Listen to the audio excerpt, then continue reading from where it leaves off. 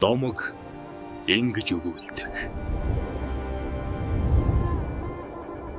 Эрт төрд цагт энэ дэлхийд 7 нар зэрэг гарч газар дэлхий тэсхийн аргагүй халуун болсон гинэ. Эрхий мэргэн минь. Огторгойн олон нарыг устгаж өгөөч.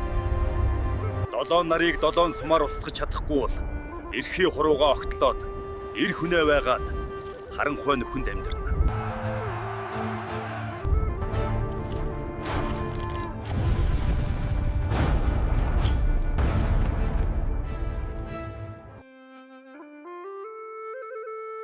Сара болоо.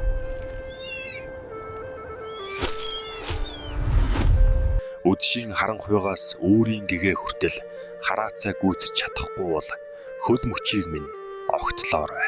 Ингээд морин гүйцэж чадаагүй тул алаг даахай болон хувирчээ. Харин өөрөө эрхий хуруугаа огтолж тарваг болон хувирч гэнэ. Эр хүний ам тангараг ийм хатуу билээ.